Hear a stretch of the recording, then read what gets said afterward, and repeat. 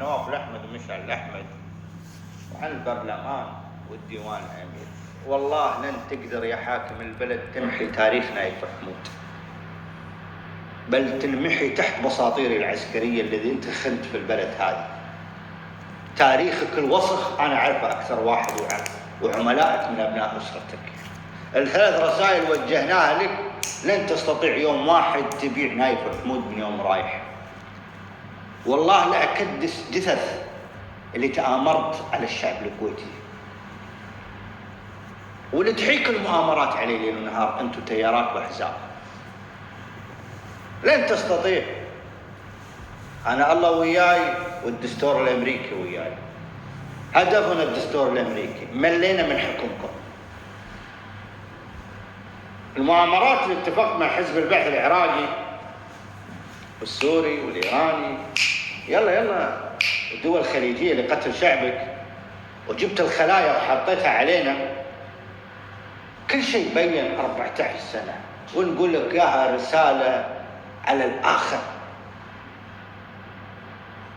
من يوم رايح لن تكون في الحكم، لا أنت ولا ولي عهدك ولا رئيس الوزراء ولا برلمان. لازم تفهمها. اللي باع الشعب الكويتي احنا ما نحبه، ومن يوم رايح لازم تعرف حجمك، تنزع منك الصلاحيات كلها. أنت وولي عهدك وبرلمانك بعت شعب كامل، بعت شعب كامل وديته إلى طريق الهلاك. بعت لمخابرات أوروبا، وبعت للروس، وبعت للإيرانيين، وديت شعب كامل للهلاك عشان السلطة والمال والحكم. وخليت مخابرات أوروبية تلعب فينا، حتى الاستخبارات بعتها، حتى أفراد أمن دولة دليتها، حتى القضاة دليتهم. حكمك لا يعلم. ومن يوم رايح طرد سفراء عرب وخليجيين وتوظيف.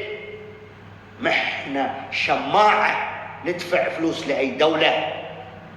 اتفاقاتك مع لندن احنا نعرفها، والتواصل الاجتماعي اللي تدز الناس احنا نعرفها، والشعب الكويتي يعرف نايف محمود. احط بطل العرق ولا ارد عليك اذا قفل مخ نايف محمود بين مكان يسكر فيه. كباركم اذلها، مو انت اللي جاي تدز لي عبيدك ديوان الاميري. عبد ادل بيته، حر ادل بيته. مو انت تهدد واحد انتقم من شعب، واحد انظف منك، خايف الله اكثر منك. انا ما اتهم الناس وازور الحقائق، انا ما فبرك الافلام كل الشعب يعرف. لا تفتكر انكم يوم اخترقتوا اجهزتي وهكارات وفيروزات اني انا مو حاط خط رجعه. حبيبي، الذيب ذيب والاسد اسد، بس عند نايف محمود كل شيء تكسر. حساباتي مستنداتي محطوطه بالتويتر وباليوتيوب وبالتيك توك، في اي وقت اطلعها. وهذا الحساب اللي انت تشوفه في اي وقت ينمحي وتجي، لانك انت يوم جبت الوافدين اللي تجسسوا على مكالمات اهل الكويت واللي اخترقوا خصوصيه اهل الكويت، انا اعرفهم. انت متهم من ايام طلال الناصر، انت يوم مشعل الاحمد ابو صباح، متهم يوم ماتوا الكويتيين. جاي تدخلني مشاكل مع السلطه القضائيه، تحسب انا حيوان ما افهم القانون؟ هذا دستورك الساقط الفرنسي والفتوى والتشريع تحسبني ما اعرفه؟ انا رجال رعيل ثورات في جميع الاوطان العربيه، كم مره تسممت وكم مره انحط لي اشياء فقد الذاكره، وكم شرطه جت غلطت وانا ما غلطت عليها. شرطه غلطت علي ودول غلطت علي في بلدي. انا الحين بلا وظيفه، انت الحين شنو سويت؟ اهلكت شعب كامل. انتم زمره الفساد 30 سنه شهايد مزوره.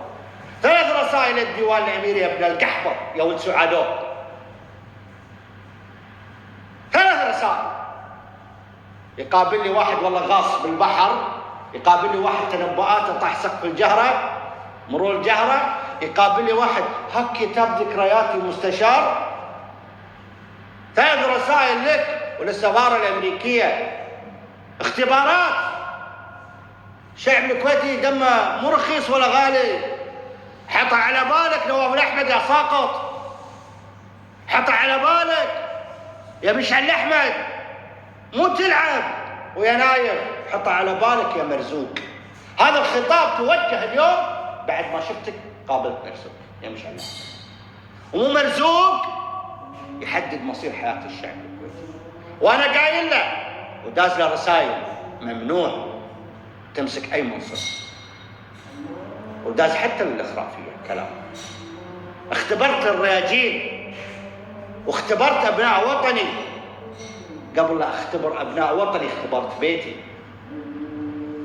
لقيت الخراب من الحاكم وحكومته وبرلمانه. أسهل من نايف محمود أقدر أتهمك ترى يحاكم في تهمة أقوى من ما تتوقع وأكذب، بس أنا ما أكذب، أنا ما أكذب. عندك واسطة تتعالج، ما عندك واسطة موت. من المتهم فيها؟ حاكم البلاد وولي عهده، ديوان أميري، رئيس الوزراء، برلمان، أعضاء مجلس أمة. هذا التهمة. الزين التهمة الثانية شنو؟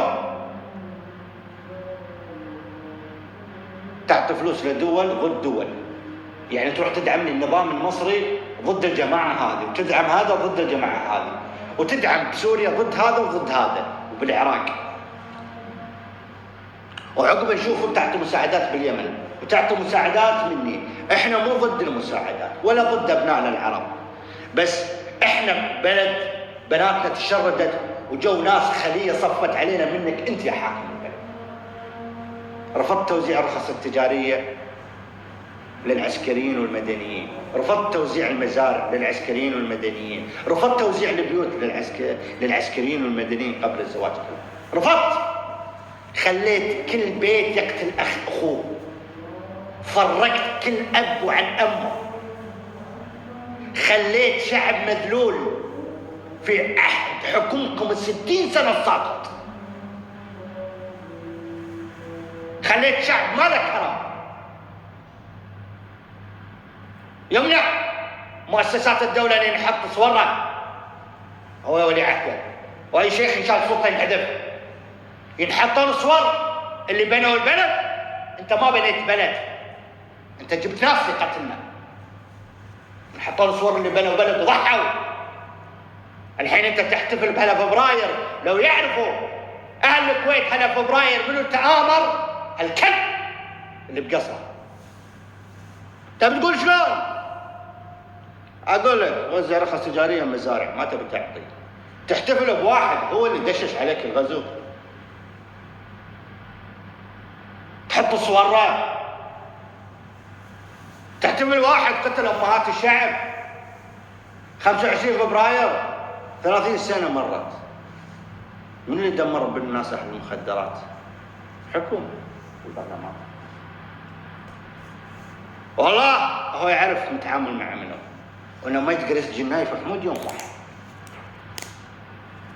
تحتفلون تحطون صوره وانتم ما تدرون هو ابو المؤامرات، ويا دول خليجيه ودول عربيه بتقتل 600 واحد، والحين يقعد وياهم على الطاوله.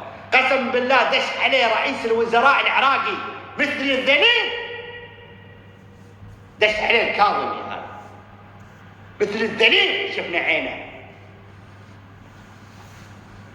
ينوخون رؤوسهم عند دول عربيه، بس عند ابناء شعبهم الحر يرفعون خشومهم. وانا جاي كسر خشومكم بقصوركم يا كلاب، بدام انك متهم بقتل الكويتيين انتم وافدين وياك، ما تعليهم علينا يوم واحد. وانا حالف بعد ما جاء ضابط من الدوله واعترف قال انه هم يبون بلدهم مخدرات وغير، يوم صادوا ضابط متعاطي ساحه ترابيه، انا عارف كل شيء.